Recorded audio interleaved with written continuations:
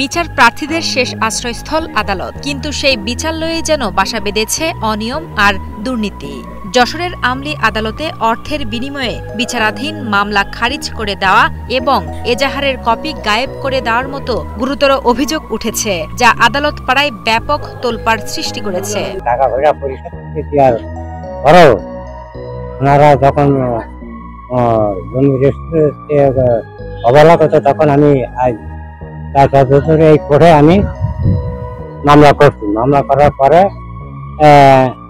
15 তারিখে আমার একটা দিন ছিল, ওই দিনে এসে দেখছি আমার কেস খারিজ। আইনজীবীদের অভিযোগের ভিত্তিতে সত্যতা যাচাই করতে ডিবিসি নিউজ অনুসন্ধান চালালে বেরিয়ে আসে চাঞ্চল্যকর তথ্য।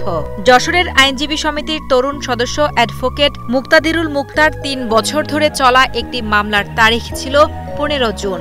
অথচ আদালতে গিয়ে তিনি জানতে পারেন প্রায় 2 মাস আগেই মামলাটি খারিজ করে দেওয়া হয়েছে। 15/25 তারিখে বিজ্ঞ আদালতে উপস্থিত হলাম। উপস্থিত হয়ে আমরা পেপার বিজ্ঞপ্তি বিজ্ঞ আদালতে হাজিরা সহ পেপার বিজ্ঞপ্তি দিতে গেছি। তখন উক্ত আদালতের পেশকার বলছে যে আপনার তো মামলা আজকে নেই। আমি বলি কেন? বলছে আপনার মামলা তো খারিজ হয়ে গেছে। আমি বলি কিভাবে সম্ভব? তখন আমরা কজ লিস্ট পর্যালোচনা করে দেখতে পারলাম যে 15/25 কজ লিস্টে লেখা আছে, কিন্তু তার নিচে ছোট্ট করে লেখা আছে 21/4/25। ওই 21/4/25 পূর্বে একটা ধার্য তারিখ দিয়ে সে মামলাটা খারিজ করে দিয়েছে। কি আশ্চর্য! আমি খুব অবাক হয়ে গেলাম। বিজ্ঞ আদালতের কাছেও আমার প্রশ্ন যে বিচারক একটা ডেটে মামলা খারিজ করে দিল, এটা কত বড় একটা ইনজাস্টিস হলো এই বাদীর পক্ষে। বিচার ব্যবস্থার ভিতরে যে কত বড় দুর্নীতি ঢুকে গেছে এবং আদালতের কর্মচারীরা, যশোর আদালতের কর্মচারীরা যে কত বড় দুর্নীতিগ্রস্ত হয়েছে তা আমরা এই কজ লিস্ট দেখে প্রমাণ পেলাম। এই অভিযোগের সূত্র ধরে অনুসন্ধান চালালে আমলি আদালত 3-এর বেঞ্চ সহকারী মোহাম্মদ তারেকের নাম সামনে আসে। অভিযোগ উঠেছে তিনি আসামি পক্ষের সঙ্গে গোপনে আতাত করে নির্ধারিত তারিখের আগেই মামলাটি খারিজ করার ক্ষেত্রে মূল ভূমিকা পালন করেন। এটা মনে করেন যে আমি স্যার যে আদেশ দিতেছে 21 তারিখে আদেশ দিতেছে যে 21 তারিখে হচ্ছে মূল ধার্য তারিখ।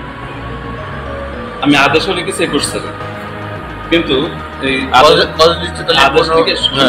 আদেশ লিখে দেওয়ার পরে আমি আমার ওই জারিকারক দিয়ে ওটা একটু করাইছি যে আদেশ লিখেছি তুমি একটু ডায়েরি রেজিস্টার করে দাও। ওর ডায়েরি রেজিস্টার করার সময় ওটা একটু মিস্টেক করছে। বিচারালয়ের এমন নেককারজনক ঘটনায় ক্ষোভ প্রকাশ করে পাবলিক প্রসিকিউটর সৈয়দ সাবিরুল হক সাবু দোষীদের বিরুদ্ধে দৃষ্টান্তমূলক ব্যবস্থা নেওয়ার আহ্বান জানান। এই ধরনের কর্মকাণ্ডকে বিচার ব্যবস্থার জন্য অশনি সংকেত হিসেবেও উল্লেখ করেন তিনি। যারা এর সঙ্গে সম্পৃক্ত আছে, যেহেতু দেখা যাচ্ছে যে ডেট হচ্ছে 15/6/2025, কিন্তু 21/4/2025 তারিখে মামলাটা পেপার বিজ্ঞপ্তি থাকলে পারেও সেটা নিষ্পত্তি করেছে বা খারিজ করে দিয়েছে।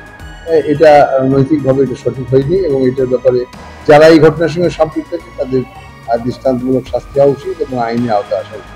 যশোরের আইনজীবীদের মতে এই ধরনের ঘটনা নতুন নয়। এর আগেও প্রায় 10টি একই রকম ঘটনা ঘটলেও অভিযুক্তদের বিরুদ্ধে কোনো কার্যকর ব্যবস্থা নেওয়া হয়নি বলে অভিযোগ করেন তারা।